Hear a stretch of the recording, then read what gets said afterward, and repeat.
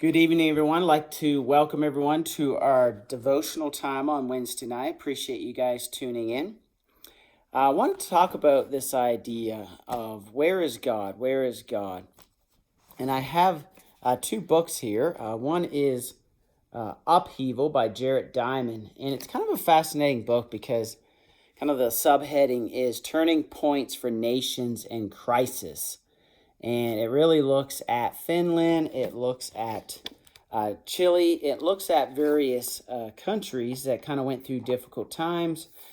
It looks at Japan, and then finally it looks at United States of America. And each of these countries that it's dealing with is going through a crisis, a difficulty, and they had to find some way kind of through it. So I thought that was interesting, but when you look at a book like this from a secular perspective, they don't have a chapter on where is God? Where is God?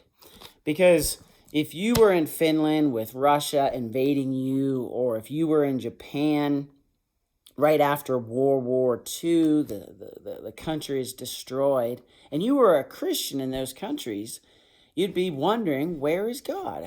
Why would God allow this to happen to us? And I think that's a normal question that we would ask of people. I have another interesting book here, and this book is called The Battle Cry of Freedom, and it's a book about the Civil War.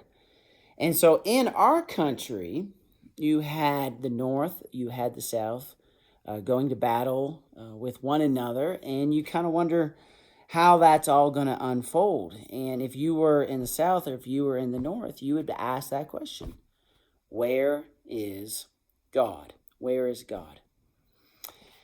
We, as a country, have definitely been going through a very difficult and new time for us. And I think a lot of times people are asking, where is God? And we really don't know. We go to the Bible and we know that God is involved in nations. If you look at the nation of Israel throughout its history, numerous times it was conquered. You had people, the civilians, drug away into slavery with Assyria, with the Babylonians. You had Greece come through. You had the Egyptians come through.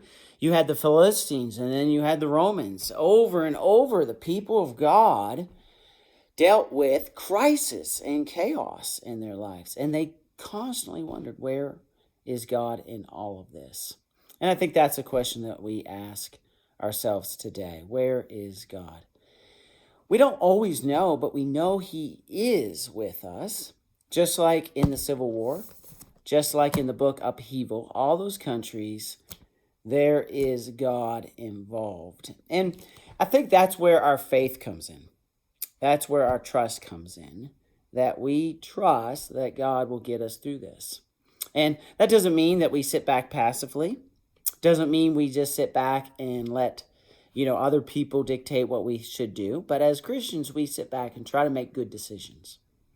What would God have us to do in the face of this crisis? And I think that's a good question, because a lot of times we get so stuck on where is God, but probably the better question is, what would God have us to do? And I think that's what we should think about tonight. Right now, what would God have us to do? There's certain things we know. Love your neighbor.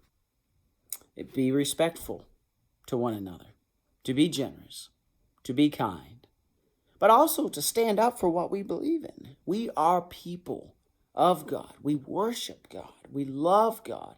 And that's who we are. And so we need to be fundamentally about His business. And so we should ask ourselves, what would God have us to do? And I think sometimes in a crisis, you may come up with one answer at the beginning of the crisis.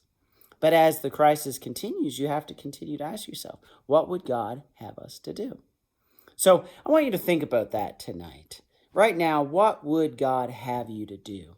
And you really need to align yourself with God's will. And I think that's important for us to think about tonight. So thank you so much for tuning in to our devotional time.